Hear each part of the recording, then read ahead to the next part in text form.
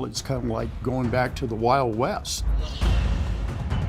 When I first looked at it, I went, oh my God. It makes absolutely no sense. It's dangerous. It's inexcusable.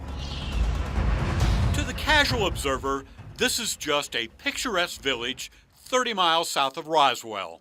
But behind the scenes, there's something terribly wrong in Lake Arthur, New Mexico, population 430. The focus of our investigation is on the police department. Now, officially, Lake Arthur doesn't really have a police department. This building was abandoned years ago. Today, the village pays volunteer cops $20 a year to occasionally write speeding tickets. But a News 13 investigation finds unofficially, Lake Arthur has amassed an underground police force with more than 100 gun-toting officers on its roster. None of them live in Lake Arthur. In fact, most don't even live in New Mexico. For example, Lake Arthur Police Sergeant Comey Chantrell lives in California. Sergeant Jonathan Gourley lives in Colorado, and Sergeant Dwayne Liptak lists a Texas address. It's a scheme cooked up by Lake Arthur's volunteer police chief, Will Norwood.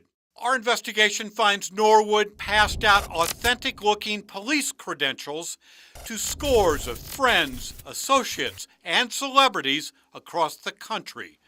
Bill Fulgenetti heads up the New Mexico Municipal League. Bill, in your 40 years here at the Municipal League, have you ever seen a situation like this? No, never. Not at all. It just actually blew me away. State Police Chief Pete Cassettis serves on the Law Enforcement Academy Board. My opinion is it's a complete sham. My opinion is that what's happening in Lake Arthur needs to be stopped immediately, and that chief needs to be held responsible. The Lake Arthur badge scheme has been going on for 13 years. We started it out as a way to have law enforcement, more law enforcement here in the town. Isidro Salazar is Lake Arthur's mayor. Our community is so small that we can't afford to pay a police officer a lot of money. So how do you keep the peace? Well, Lake Arthur Police Chief Will Norwood made a suggestion. He came up with the idea that hey, maybe we can have some reserves and they'll help us out. Norwood proposed forming a Lake Arthur posse of sorts, a group of volunteers called reserve officers who could help keep the village safe. Now, because reservists are not certified police officers, they don't have law enforcement powers and they can't make arrests. The Lake Arthur Reserve Police Program was launched in 2005, but instead of recruiting local residents, the chief rounded up a posse from across the country. There were ex-military buddies, gun enthusiasts, and a handful of celebrities, like military hero and lone survivor author Marcus Luttrell from Texas signed up. So did Rob O'Neill, the ex-Navy SEAL who claimed to have killed Osama bin Laden. Mixed martial arts legend Hoist Gracie and his brother were recruited, along with jiu-jitsu guru David Adiv from New Jersey. So was ex-Navy SEAL Andrew Arabito, who calls California home.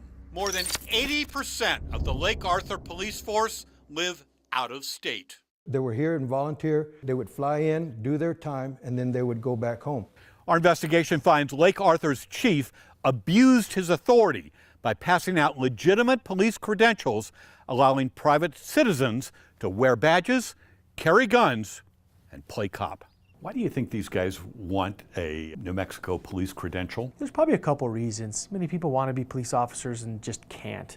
So what seems like what they're doing is they're somewhat buying their way in. The town council was told reservists would be volunteers and have limited law enforcement authority. However, in exchange for a $400 annual fee, the credentials Norwood issued gave his friends full police powers with statewide authority. A Lake Arthur commission card allows private citizens to wear badges, carry concealed weapons, and bypass accredited training. What is the difference between some businessman with a Lake Arthur badge living in California and a New Mexico state police officer? The difference is 22 weeks of on-site, closely evaluated training. The difference is the 14-step process to even get to the academy. The difference is that my officers aren't able to walk in, write a check, and then leave with a badge and credentials and a gun. Lake Arthur's police roster includes Texas actor Will Rivera and businessman Oliver Brooks. Now, Brooks calls himself Captain Brooks and keeps a Lake Arthur patrol car parked in the driveway of his Los Ranchos estate north of Albuquerque. Albuquerque's Jordan Nybert has a Lake Arthur commission and falsely claims on his resume to be a certified police officer. Even though Texan Alan Brooks is not a police officer, he used his Lake Arthur credentials to take part in an Artesia drug raid in which a suspect was shot and killed. Brooks was not charged. Charles Pressburg flashed his village credentials after he was busted for shooting his brother-in-law in Oregon. Pressburg was later convicted. And when former Navy SEAL J.D. Smith was charged with drug smuggling by the DEA in North Carolina, he carried Lake Arthur police credentials. Albuquerque attorney Simon Kubiak has no police training. However, Lake Arthur records name him as a police lieutenant. As head of the Lake Arthur Police Reserve Association, Kubiak collects the $400 in annual dues from each of the posse members. However, the Albuquerque attorney would not release an accounting of the funds. State Representative Bill Ream is a retired Bernalillo County Sheriff's captain. Based on what you know today, what's going on in Lake Arthur, Bill?